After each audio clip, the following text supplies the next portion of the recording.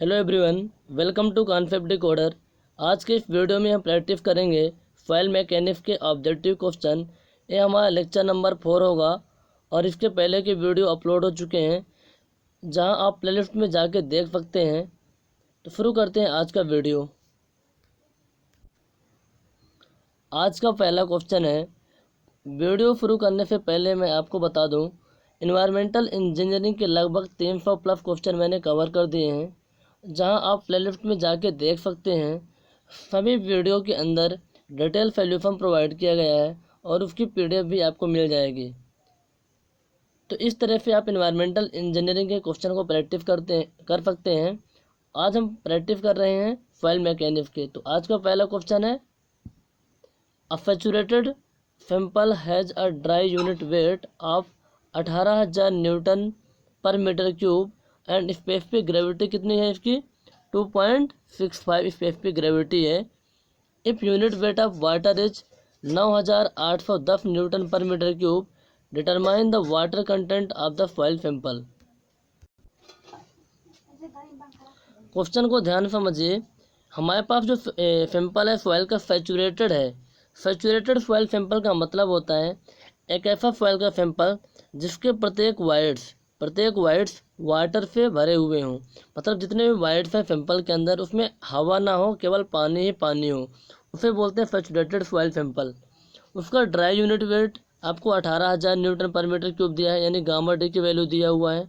Specific gravity GF की value दिया हुआ है और आपको यूनिट वेट ऑफ वाटर दिया हुआ है।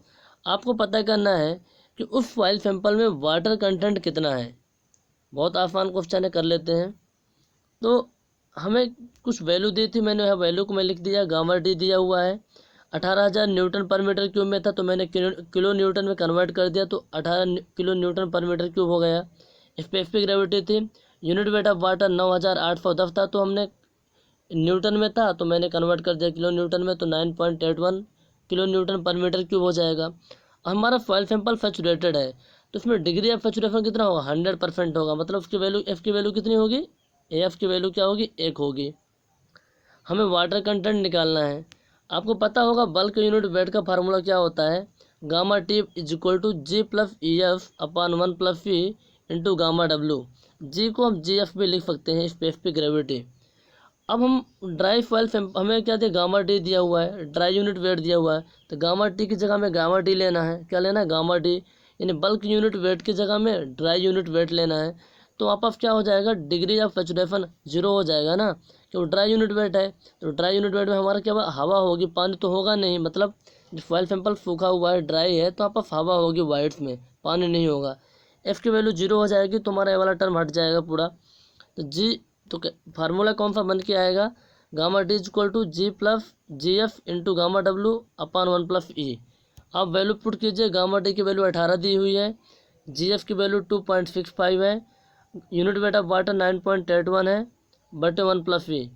सॉल्व करेंगे तो 1 प्लस ई की वैल्यू 1.44 आ रही है। एक इधर जाके घट जाएगा तो कितना आ जाएगा? वाइड रेशियो यानी ई आ जाएगा 0.44।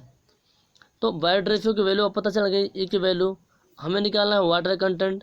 आपको एक फार्मूला पता होगा, जी एफ इंटू गामा डब्ल्यू is equal to e f होता है ना। तो वाटर कंटेंट है, डब्ल्यू क्या? वाटर कंटेंट है, ई क्या है? वाइड रेशियो, एफ क्या? डिग्री ऑफ सैचुरेशन है। तो वाटर कंटेंट क्या हो जाएगा? ई एफ अपान जी। ई की वैल्यू 0.44, एफ की वैल्यू क्या है? Degree of saturation. Foil sample हमारा कैसा था? सैचुरेटेड था, तो डिग्री ऑफ सैचुरेशन 100% होगा, मतलब एफ की वैल्यू 1 हो जाएगी। और जी की वैल्यू 2.65 पुट करो तो आपको वैल्यू निकल के आ जाएगी वाटर कंटेंट की। लगभग 17 के आसपास वैल्यू निकल के आती है। इसका आंसर कितना हो जाएगा? 17। इस वीडियो को पॉज करके आप क्वेश्चन को प्रैक्टिस कीजिए, फॉलो कीजिए। The submerged weight of oil solid per unit volume is। Okay, submerged unit weight को समझने से पहले समझना होगा सैचुरेटेड यूनिट वेट क्या होता है। सैचुरेटेड फॉयल सैंपल का मतलब क्या है? उसके प्रत्येक वाइड्स पानी से भरे हुए हैं।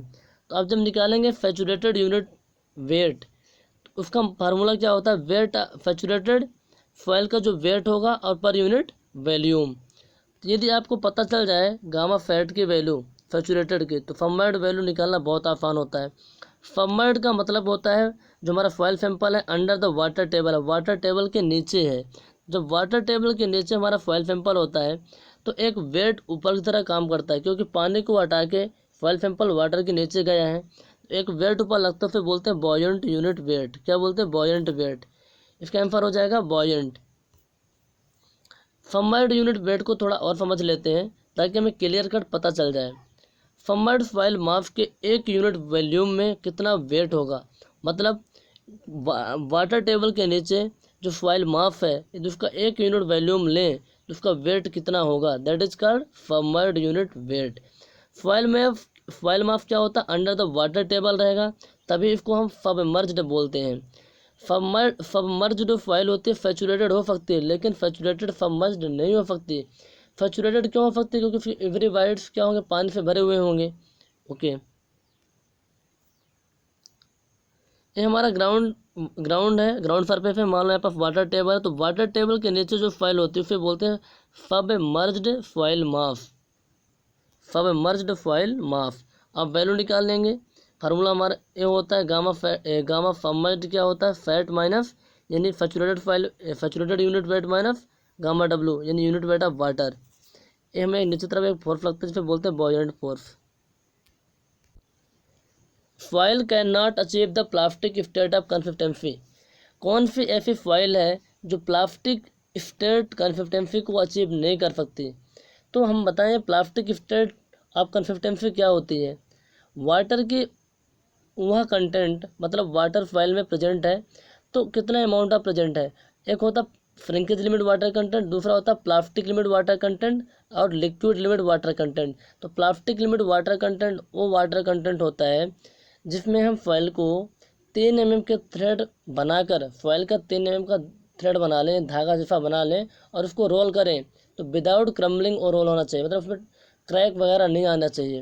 ये होता है प्लास्टिक लिमिट वाटर कंटेंट। तो प्लास्टिक स्टेट हम अचीव नहीं कर सकते कोर्स ग्रेन्ड फॉयल का, क्योंकि उसके पार्टिकल बड़े होते हैं, और पार्टिकल जब बड़े होते हैं तो क्या होता है, पार्टिकल बड़े होने से उसकी सरफेस एरिया क्या होती है? कम होती है। सरफेस एरिया क्या होती है? कम होती है। और सरफेस एरिया कम होगी तो वाटर उसमें कम चिपकेगा, और वाटर कम चिपकेगा तो फिर कंसिस्टेंसी कम होगी, और कंसिस्टेंसी कम होगी तो प्लास्टिसिटी बहुत कम होती है। हम प्लास्टिक स्टेट को अचीव ही नहीं कर सकते हैं। तो ये चीज़ें होती हैं।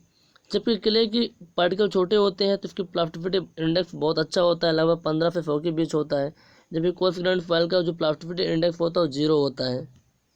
इसका आंसर क्या हो जाएगा? Course grand foil. समझ में आया कि नहीं? देखो, प्लास्टिक स्टेट का मतलब वो प्लास्टिक नहीं जो प्लास्टिक होता है नॉर्मल।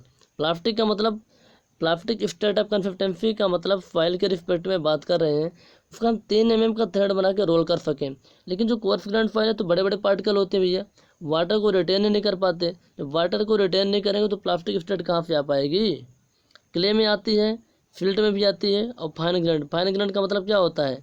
जो 75 माइक्रोन से पास हो जाएं, और 75 माइक्रोन से जो पास हो जाते हो क्या होते हैं? क्ले और फिल्ट। और जो 75 माइक्रोन से पास नहीं होते हो क्या होते हैं? कोर्स ग्रेड, जिसमें ग्रेवल वगैरह आते हैं, इसमें फैंड ग्रेवल। जो फैंड और ग्रेवल क्या होते हैं? एक कोर्स ग्रेन्ड फॉयल होते हैं। फैंड का प्लास्टिसिटी इंडेक्स क्या होता है? 0 होता है। ध्यान रखना इन चीज़ों को। अगला क्वेश्चन है, in soil engineering what is the volumetric relationship that defines porosity. Porosity को हम रिप्रेजेंट करते हैं किस पे? एन पे। ये क्या होता है? पोरोसिटी का फार्मूला क्या होता है? पोरोसिटी होता है आपका volume of voids upon volume total volume, यानी एन इज इक्वल टू क्या होता है? Volume of voids upon total volume. इसका आंसर क्या हो जाएगा? Option number D, volume of voids upon total volume, that is called porosity. जब हम इससे रिलेटेड कुछ और टर्म हैं, वाइड रेशियो, वाटर कंटेंट, इनको भी देख लेते हैं। आपको पता चल गया कि भैया पोरोसिटी क्या होती है? Volume of voids upon total volume. कुछ और टर्म है, देख लीजिए। वाटर कंटेंट, वाटर कंटेंट को हम दर्शाते हैं, रिप्रेजेंट करते हैं स्मॉल w से। Wait of water upon weight of solid, wait of water upon weight of solid, ये होता है water content.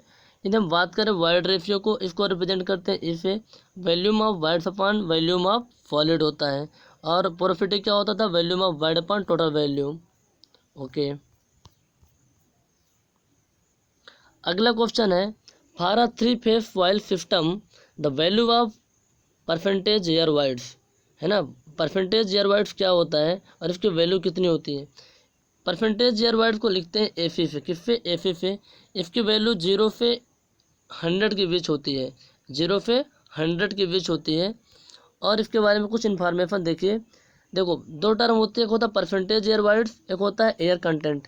Percentage air wides को हम दर्शाते हैं एन ए से, एयर कंटेंट को देखते हैं एसी से।